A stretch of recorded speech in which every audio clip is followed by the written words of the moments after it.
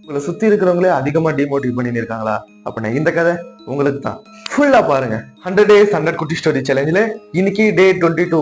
ஒரு நாள் அந்த கிராமத்தில் சின்ன குளத்தை சுற்றி நிறைய மக்கள் நின்றுட்டு இருந்தாங்க. இதை பார்த்த ஒரு வயதானவர், இப்படி இவங்க எல்லாரும் என்னதான் பார்க்குறாங்கன்ட்டு அவர் ஆர்வத்தோடு பார்க்கும்போது அந்த குளத்துல அழகான தாமரை பூ இருந்துச்சு. இப்போ அந்த வயதானவர் கொஞ்ச நேரம் தாமரை பூவை அழகாக வியந்து பார்த்து நின்றாரு. இப்போதான் அவருக்கு ஒரு கேள்வியும் எழுந்துச்சு. இந்த தாமரை பூவை பார்த்து, இவ்வளோ அழுக்கான தண்ணி இருந்தாலும் எப்படி நீ இன்னும் தூய்மையாக இருக்க முடியுதுன்னு கேட்க, பதிலுக்கு அந்த தாமரை சொன்னது என்ன தெரியுமா? நீங்கள் சொன்ன மாதிரி தான், அழுக்கான சேத்து தண்ணியில் தான் நான் வளர்ந்தேன். நான் எக்காரணத்தை கொண்டும் இந்த சேரை என் மேலே பட விடலை. இதுக்கு பதிலாக வானத்தில் இருக்கக்கூடிய சூரியனோட ஒளியை நான் எடுத்துக்கிட்டனால தான் இப்பயும் நான் தூய்மையாக இருக்க முடியுதுன்னு சொல்லிச்சான். இந்த கதையில் வந்த மாதிரி தாங்க, நம்மள நிறைய பேர் என் கூட இருக்கிறவங்களே என்ன டிமோட் பண்ணி இருக்காங்கன்ட்டு வருத்தப்படுவோம். தாமரை பூ என்னதான் அழுக்கு தண்ணியில் வளர்ந்தாலும் சேரை தாக்குள்ள எடுத்துக்காம அந்த சூரிய ஒளி தான் அது எடுத்துக்கிச்சு. இதே மாதிரி தாங்க நம்மளே இருக்கணும். நம்ம வாழ்க்கையில் நல்ல விஷயத்தை மட்டும் எடுத்துக்கிட்டோம்னா நம்ம வாழ்க்கையும் தூய்மையாக தான் இருக்கும். என்ன சொல்றீங்க? வீடியோ உங்க ஃப்ரெண்ட்ஸுக்கு ஷேர் பண்ணுங்க, அவங்களும் தெரிஞ்சுப்பாங்க.